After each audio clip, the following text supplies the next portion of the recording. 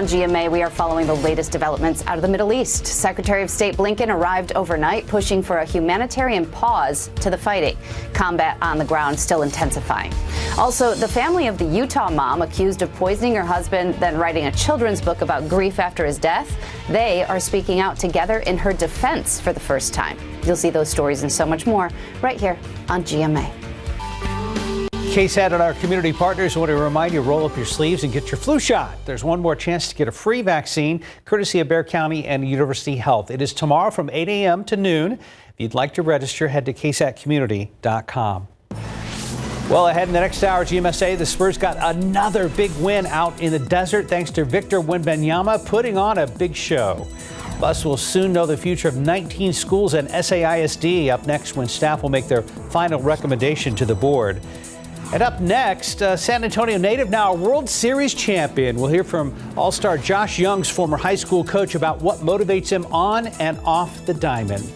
And as you prepare to head out the door, we'll get the latest on the roadways, taking a live look right now at 281 and Marshall Road. There's 281 at Wilderness Oak. We'll be back after this with more Good Morning San Antonio. Hey, it's Friday, and that's a great thing.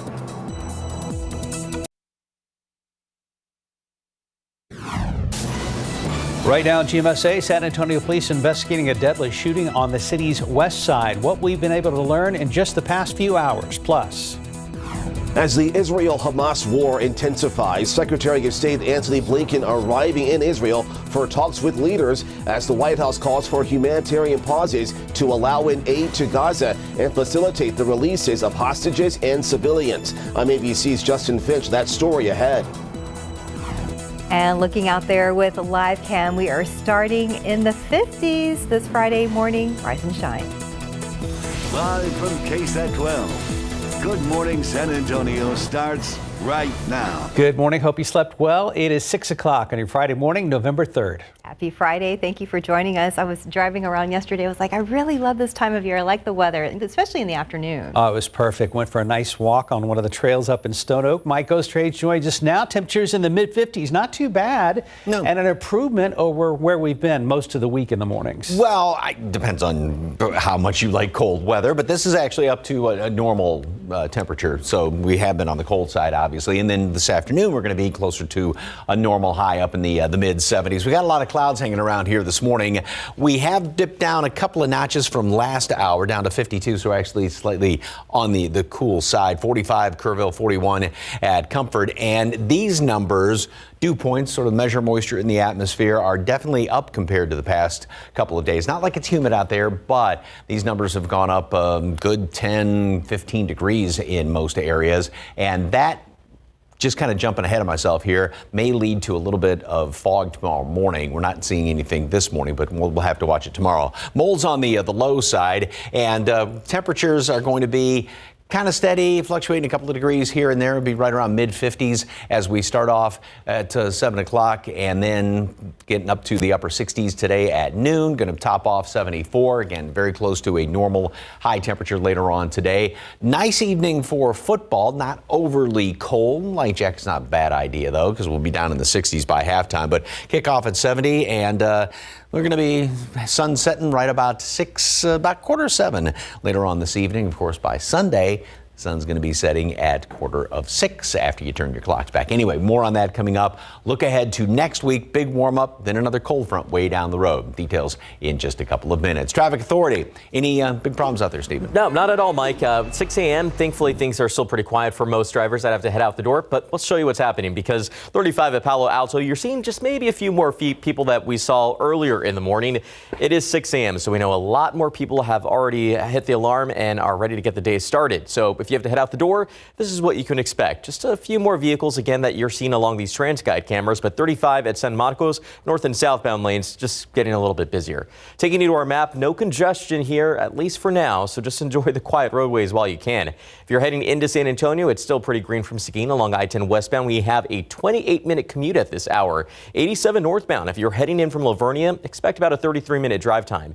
And if you're heading in from Floresville, well, friends, you have about a 29-minute commute right here to the Alamo city. It looks like we have some flashing lights out there somewhere at 35 at Topperwide. You can see it on one of those overhead signs, but I'm sure that's just construction that is wrapping up. There is plenty of work taking place in and around town, but I'll keep a close eye on things, and I'll have that other update coming up in the next few minutes. Guys. Thank you, Stephen. New this morning, San Antonio police are investigating a deadly shooting on the city's west side. Happened just after 8:30 last night in the 1000 block of Culebra, not far from North Zarzamora.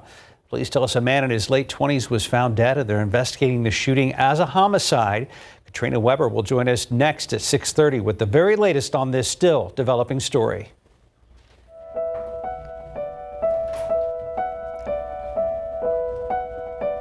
Governor Greg Abbott is back from a trip to Israel after he and Oklahoma Governor Kevin Stitt visited war victims at a hospital in Tel Aviv. And he's going to have at least one bill on his desk when he gets there.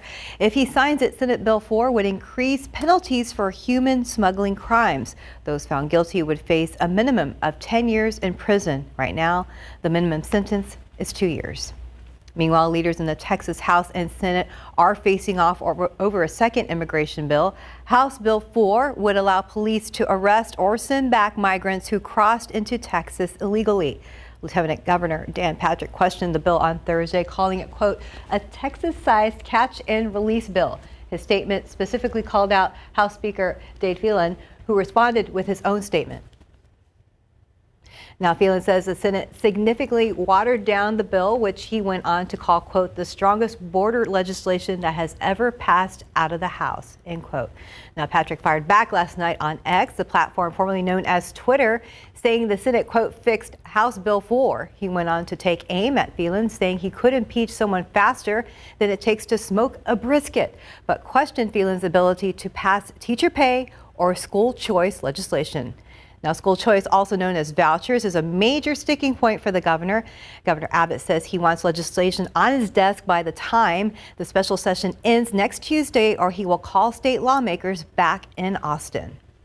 Turning now to the escalating conflict in the Middle East, fighting between Israeli forces and Hamas militants is intensifying in the air and on the ground. The death toll on both sides now topping 9,000. As ABC's Justin Finch reports, the U.S. is calling on Israel to allow more aid into Gaza.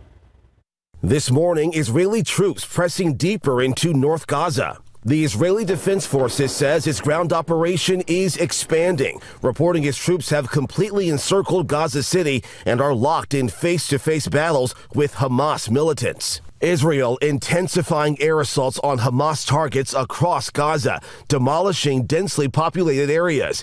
Civilian survivors, including children, rescued from the rubble.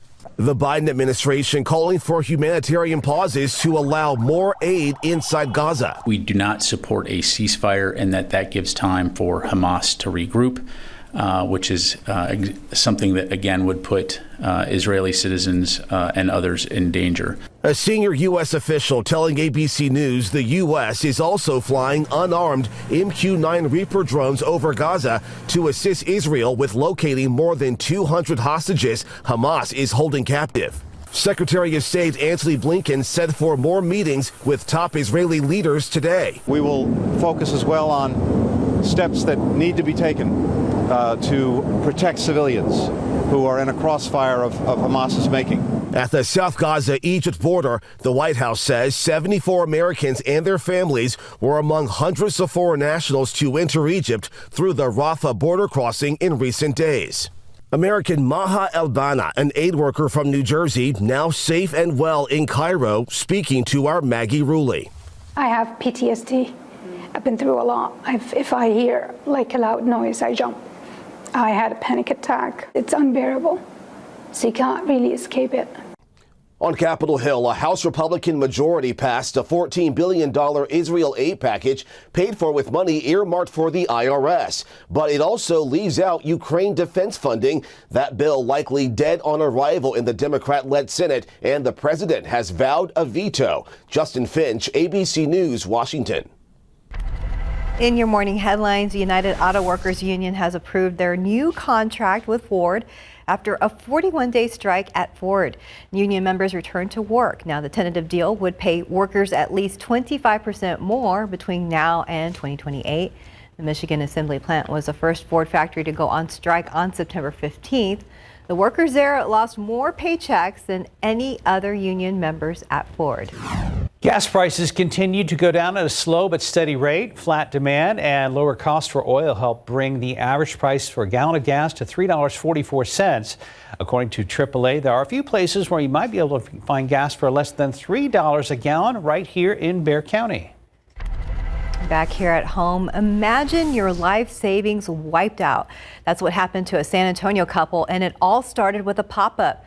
Dennis Shockey says he saw one on his computer, so he called it thinking it was Microsoft. Now, over the next 30 days, 80-year-old Shockey spoke to two imposters posing as fraud experts with Microsoft and his bank. They convinced him that hackers were trying to take his money. They told him to move $170,000 to another account for safekeeping. Shockey thought he'd get that money back, but then he realized that wasn't happening. By late morning, I told Joy we've been had. We've been scammed. We couldn't cry. We were just stunned. We just couldn't believe what had happened. It's like getting kicked in the stomach. The FBI calls this phantom hacker scam. They say criminals are targeting seniors, and Microsoft says that you should never call a number that appears in a pop-up because it's never them. 6:09, 53 degrees on your Friday morning. And still to come, TikTok says it's removed millions of fake accounts since the start of the Israel-Hamas war. We're going to look at why before 6:30. And after the break, San Antonio native is now a World Series champ. We'll hear from All-Star Josh Young's former high school coach about what motivates him on and off the baseball diamond. And let's look out there with live cam, 53 degrees, still a decent start to your day, starting in the 50s, but things are going to warm up this weekend, so be prepared for t-shirts and shorts again. We'll be right back. 6:13, the Texas Rangers World Series championship has a big San Antonio connection. Rookie third baseman and All-Star Josh Young was born and raised here in the Alamo City. RJ Marcus caught up with his high school coach to share stories about Josh and what drives him on and off the field. The Texas Rangers win the World Series! From Phoenix to Arlington, fans celebrated the Rangers' first World Series title, including right here in San Antonio. It's hard to put into words. I mean, all the stuff that he's done, and when I saw them win last night, I just got quiet. Churchill baseball coach Thomas Alfieri coached Rangers star Josh Young at MacArthur High School. Alfieri said Josh was one of the most humble persons he's ever met. He's a very, very genuine guy. And then baseball-wise, he plays the game the right way. Young comes from a baseball and teaching family. His dad is a longtime coach and mom a teacher at NEISD. He never missed a day of school, middle school or high school. He had perfect attendance all the way through. And I thought that was pretty cool. So being at school was number one, studies were number one, and then baseball. Coach said it was apparent early on that Josh was a leader in the locker room and on the diamond. He was an all-district player at MAC and then went on to start at Texas Tech and now with the Rangers. All the success he's had, everything that you see from Josh is basically, it's the foundation of the family. It's family and a lifelong bond that Coach Alfieri will cherish now that one of his former players has brought home a title and accomplished his childhood dreams. The first day that I went to go watch him play, and I finally saw his dad for, it had been a while, and when I saw him, I just broke down. So happy for him and his family. It was just a great moment, for him, for MacArthur, for the district, for everyone. RJ Marquez, KSAT 12 News. Texas Rangers World Series Championship Parade starts at 12:15 this afternoon, and we will be live streaming it on KSAT.com. Ian, congrats again. Congratulations, guys. Time now, 6:15. Let's check back with our Stephen Cavazos. Happy Friday. Well, thankfully, things are looking pretty happy out there on the roadways as we take a look outside 1604 at Military. Yeah, traffic's been pretty light. It's been cooperating with us today. As we see, traffic is maybe building just a little bit out there, but no delays or congestion. As we have these TransGuide cameras on rotation, you're just seeing maybe a few more people that have already hit the roads. Thankfully, not encountering any problems. And I'm not seeing any of that congestion here on our map, so that's good, but expect that to change probably in the next 20 minutes or so.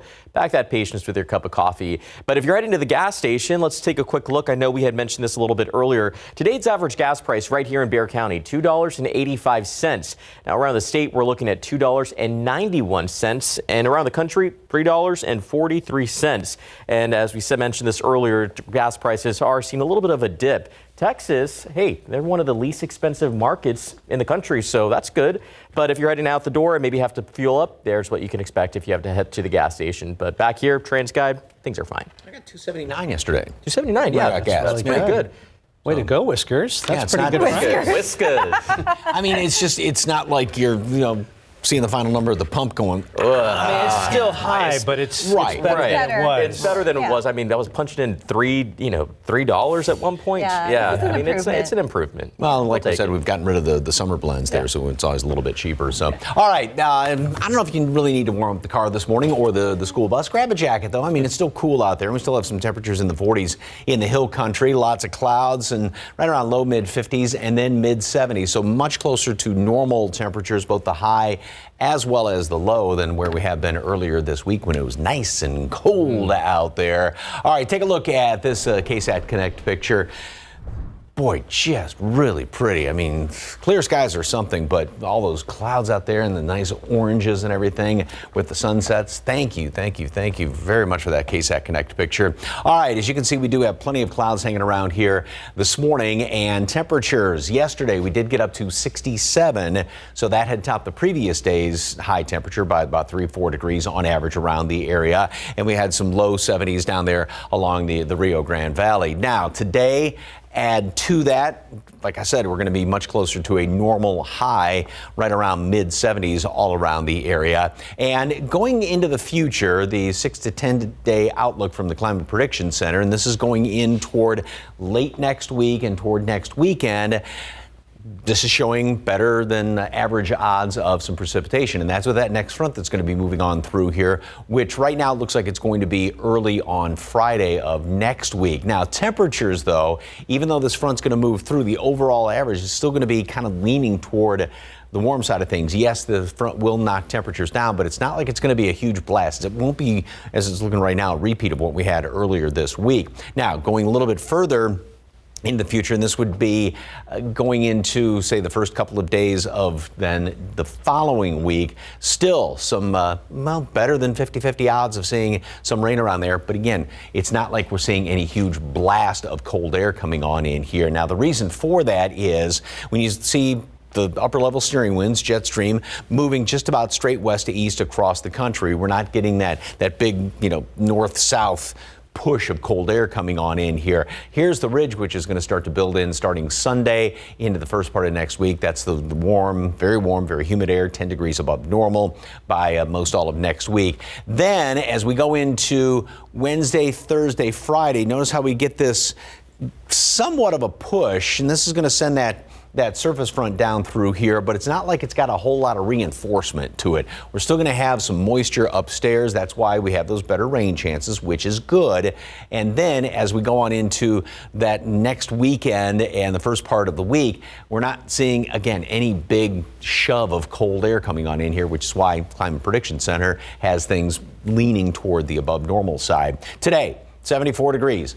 Upper 70s, averaging 80 over the weekend. Some patchy fog tomorrow morning. Just be on the lookout for that. Notice how the low temperatures then start to hang in the mid 60s going into next week. So that's all the humidity. And then the humidity sticks around. So those 85s on Tuesday, Wednesday, you're definitely going to feel it. I think we're lower on Thursday thanks to the extra cloud cover around here, and as that front starts to work its way in the area, and then we will be cooling down, it looks like Friday and Saturday with those rain chances for late next week, next weekend. Fingers crossed on that. There you go. Set your clocks back Saturday night. And change your smoke alarm and CO detector batteries. All the batteries and everything like that. Yes, sir. 6:20, 53 degrees. And just ahead, the family of a woman accused of poisoning her husband, then writing a children's book on grief, speaking out in an exclusive interview. That's next in your GMA First Look.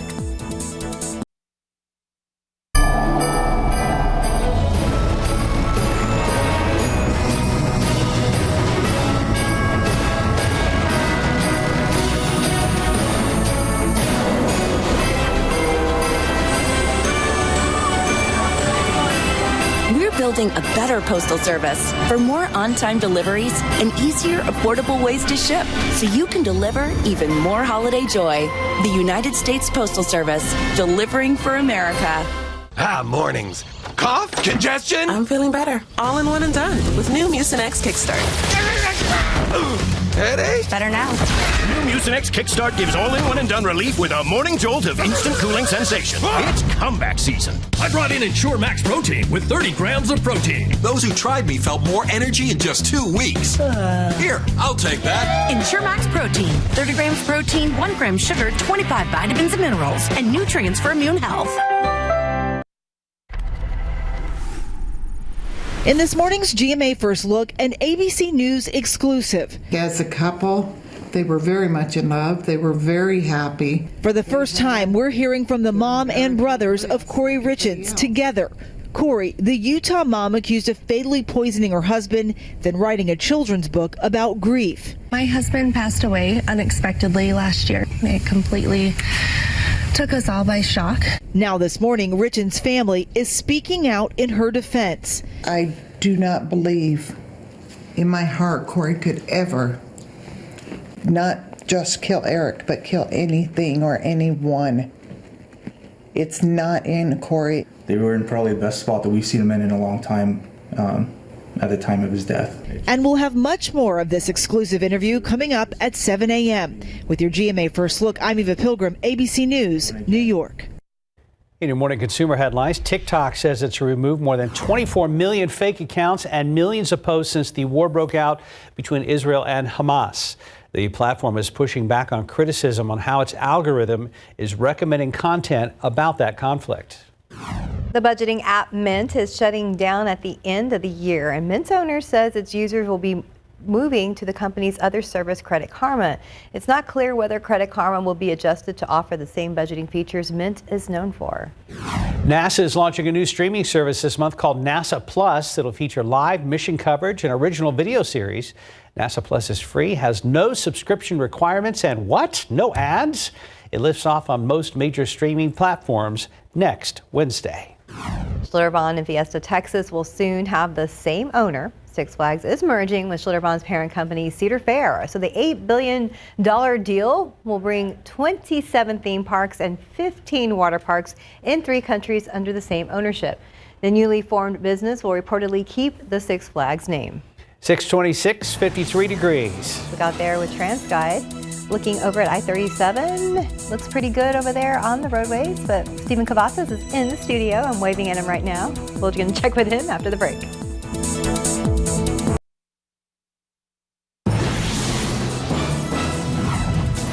This morning on GMSA, we'll soon know the future of 19 schools in SAISD, when staff will make a final recommendation to the school board. Plus, spin move inside on the baseline. Back to Wemby, upstairs. Victor throws it down. Timeout, Suns. Yay, the Spurs got back-to-back wins against the Suns this week, thanks to plays like that from rookie sensation Victor Wembanyama. We're going to have the highlights from the desert next. Mike says temperatures are a little closer to normal this morning, about 53 degrees out at the airport as we kick off your Friday morning. Hi, happy Friday. It is 6:30 and it is November 3rd. Looks like it could be a pretty nice weekend. Mike Osterage is here with more on our South Texas forecast. Good morning, Mike. Good morning. Yeah, it will be a very nice weekend, not overly fall-ish, because we are going to be kind of leaning toward the warmer side of things. Not overly hot either, but I prefer a little bit cooler out there. Anyway, speaking of cool, you still need a jacket this morning when you head outside, just because of these temperatures, which are still, like we said, in the 50s, 40s, closer to normal, low 50s right now.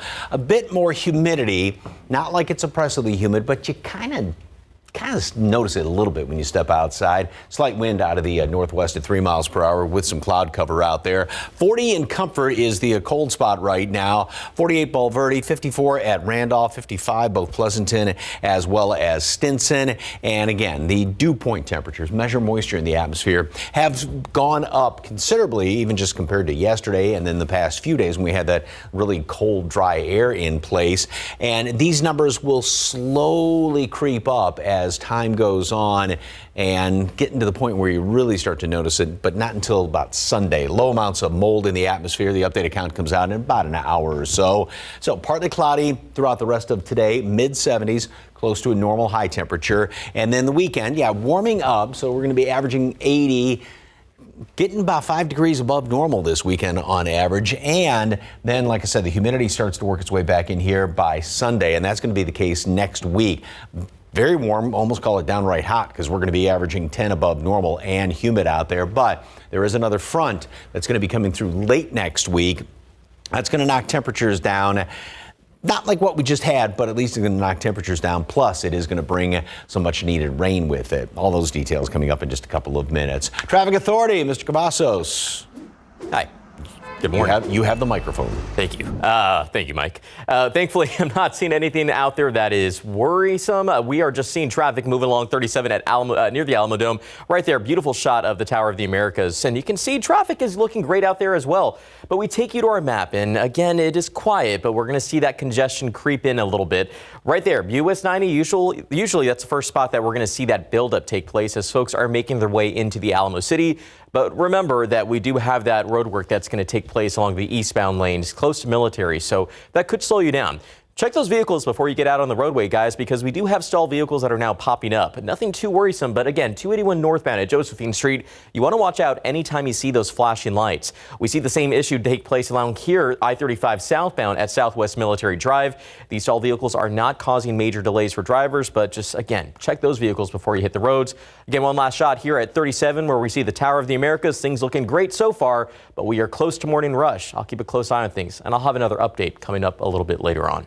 Guys. See you in a bit. Thank you, Stephen. San Antonio police have a lot of questions and are looking for all the right answers regarding a deadly shooting. They found the victim behind a laundromat on Culebra Road near North Zarzamora. Our Katrina Weber is live at Public Safety Headquarters. Katrina, what's the next step in this investigation? Well, police told us that they did find surveillance video from that area. They told us they plan to look at that video for clues. It seems that some people did hear that gunshot around 8 o'clock last night. They called 911. However, police say when they arrived, most of the people there had scattered. They didn't find anyone who actually witnessed the shooting. Officers told us the 29-year-old victim was shot one time in his head. At the time, though, they were not sure whether this may have been a homicide or suicide. Well, I spoke to a sergeant this morning, and he says they are a bit more certain now that it was, in fact, a homicide. Police told us they did not find the gun that was used to shoot this person at the scene. Reporting live at Public Safety Headquarters, Katrina Weber, KSAT 12 News. Thank you, Katrina. CPS Energy wants to raise your rates again less than 2 years after the last rate hike. The city-owned gas and electric utility is scheduled to present its request to the CPS board and the San Antonio City Council next week. CPS wants to up the base rate by 4.25%. It says that comes out to less than $5 a month for residential customers. The last increase was in early 2022. I can tell you we'll need to come in 2 years from now and have a conversation, and then likely this 2 years from then, we'll at least need to put a placeholder in case there's still some work to do. And we have more information on the possible rate hike and how you can sign up to speak at next week's CPS board meeting on our website. Later this month, we'll know the future of 19 schools in the San Antonio Independent School District. Last night, parents and community members got one last chance to share their thoughts before the school board votes on its so-called right-sizing plan. John Paul Barajas shows us reaction from that meeting. That's right. Last night's meeting marks the 23rd since late September, and district officials say community feedback from those meetings could result in changes to the initial right-sizing plan. As for last night's meeting, it wasn't the busiest we've been to. However, the sentiments shared were pretty much the same as previous meetings. Those who spoke last night say they want to keep their schools open, but SAISD says it's lost more than 18,000 students since 1998, and that's costing the district money. The district adds its current recommendations is based on student enrollment, cost per pupil, and facility utilization. People we spoke to have mixed feelings on the situation. They need counselors. They may be going through issues that they can't talk to their parents about, and we don't have anybody available full-time for them. I wasn't expecting the community to be so strong and the teachers to be so one-on-one interactive with the kids, and it's something that we don't want to lose. It feels like it's getting taken away from us. So the big question, what's next? SASD officials say they'll take community feedback from all 23 meetings, review it, and then present a final recommendation to the school board. And the board is expected to make a decision or vote on that same day. Now, this is an all or nothing deal, and that vote is expected to happen Monday, November 13th. John Paul Barajas, KSAT 12 News. And today is the last day you can vote early for the November 7th election. Voters will see 14 propositions on the ballot that will either create or change state funding. To see a full list of voting locations and a sample ballot, just scan this QR code on your screen. You'll also decide on a number of local races. It depends on where you live.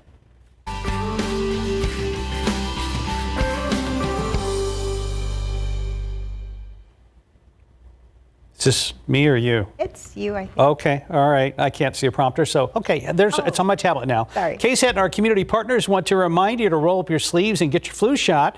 There's one more chance for you to get a free vaccine courtesy of Bexar County and University Health. It is tomorrow, November 4th, from 8 a.m. to noon. If you want to register, just head to ksatcommunity.com.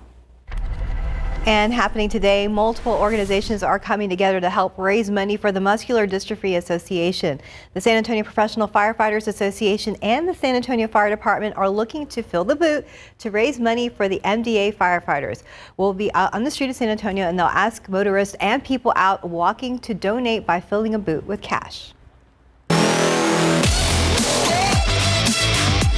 French phenom was feeling it in Phoenix last night. Victor Wembanyama scored a season and career-high 38 points for the Spurs.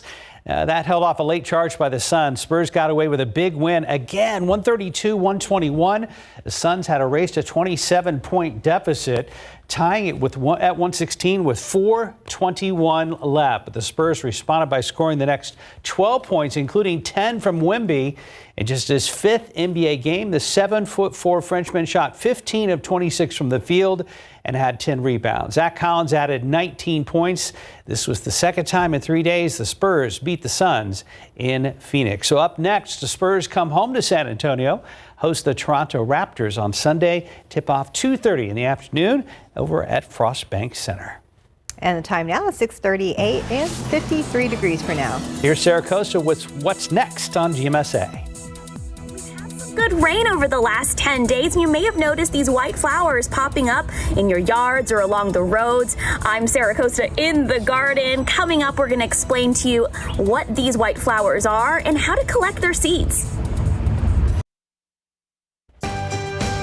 6:42. Happy Friday to you. You know, we just had over 3 inches of rain in October, which has awakened a lot of our lawns and native plants. But have you noticed that the white flowers that pop up along the roads or in your yards, well, they are called rain lilies. They're small but pretty. In this week's KSAT gardening segment, Sarah Costa shows us how to collect their seeds and plant more of them in your yard or garden.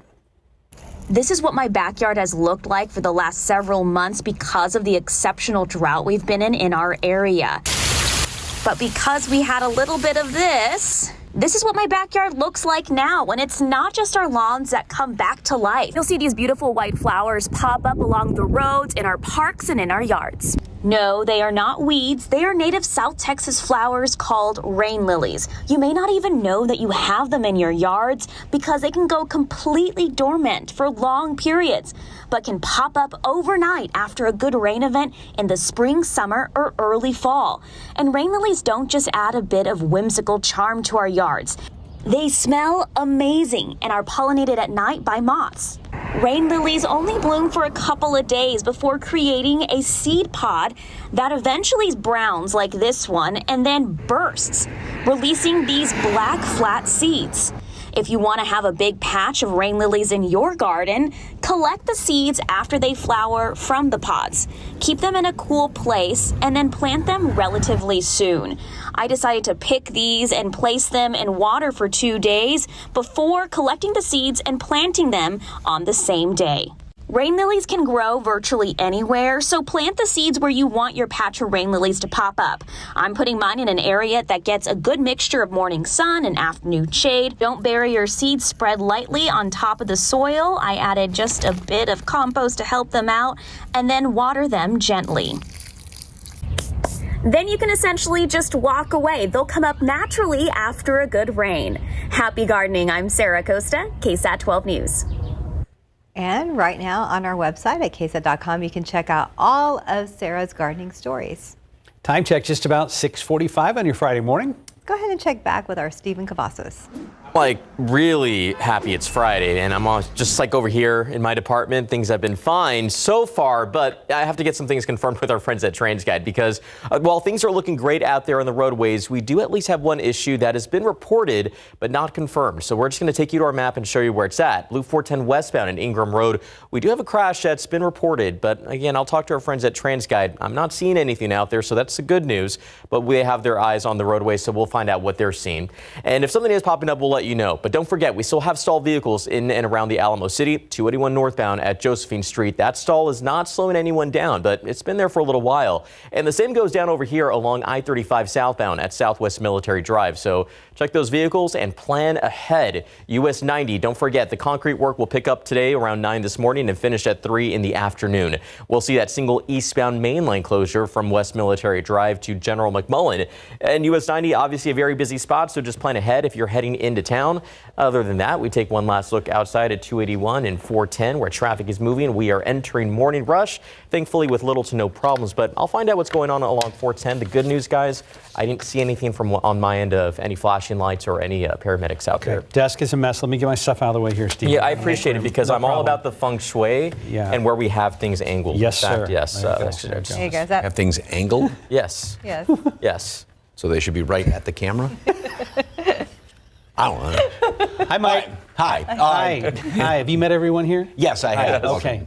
So help yourselves to snacks in the snack room over there. All right, look outside right now, and as we look off to the east, there are, if you can see it in this picture, we've had a few clouds this morning that helped hold temperatures up, and then all of a sudden at the top of the hour, we dropped about 3 degrees, and there are a few pretty good holes in the clouds as of right now. Temperatures later on this morning, we are going to start to warm up fairly quickly. We'll make it up into the upper 60s today at noon, and still a few clouds left over this morning, partly cloudy later on this afternoon, and we are going to be getting up to 74, so closer to a normal high temperature. Of course, we stayed only in the 60s the past couple of days. So here's what I was just talking about. This is the satellite and radar loop, and let me zoom in just a little bit here. And as this loops back on through, you can see this kind of darker shade right here, and then all of a sudden it sort of breaks up. So that's why we, with those clouds that broke up somewhat, kind of lost the blanket on top of us, so cooled down, and that's what allowed temperatures to drop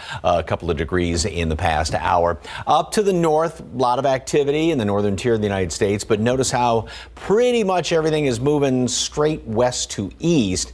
That's the sort of zonal pattern that we are in, which means nothing for the next almost week, and it's also going to be warming things up. Then we get into the latter part of next week, and there's another front that's going to be working its way on in here. So we jump ahead to next Thursday. Of course, still about a week away, things can change, but as it's looking right now, this computer model, this long-range one, again, paints with a broad brush, but does have chances of rain coming in here late next Thursday, and then especially overnight into Friday and throughout a decent portion of the day. And again, it's not going to be raining everywhere, nor everybody seeing rain, but at least there are those rain chances, and this is also going to be associated with somewhat lower temperatures. Now, it does not look like this situation is going to be setting up like what we had earlier this week, where the real cold blast of air that came on in here. Yes, it will knock temperatures down, but it's not going to be quite as cold as what it was. In the meantime, the trend is going to be for things to definitely warm up. We get up to 74 today, and 79 tomorrow, 81 on Sunday, so right around 80 over the weekend, and maybe a patch or two of fog tomorrow morning with some extra humidity around here. Still, it's going to be, okay, overall a nice looking weekend. Then we get into Sunday. That's when we'll start to, especially later on in the day, see the humidity come back in here. Much more humid next week. Mid 80s and humid by Tuesday and Wednesday. I'm just trying to let that soak in. Then that next front that moves through late next week. Timing on it is still not exact as of when some have it coming through a little bit earlier, some a little bit slower. So we'll just monitor that over the next couple of days. But at least right now, it's looking like a chance for some rain. Yeah. That would be good. You know what I'm monitoring for you, Mike? 52 days till Christmas. I knew it. I knew it. Yes, you guys are getting good at sensing You that. can start counting when I put my decorations up, which sooner. I don't know. That may be sooner than later. I don't know. Okay, well, let me know, So, okay? okay. Because I won't just blurt it out from now on until you tell me. Yeah, you will. Yeah, he will. 6:49, 53 degrees. Let's look out there with live cam. 52 days. Yeah, don't forget. And pretty nice out there, but not as cold as yesterday. You may need a sweater instead of that jacket. Be right back. 52.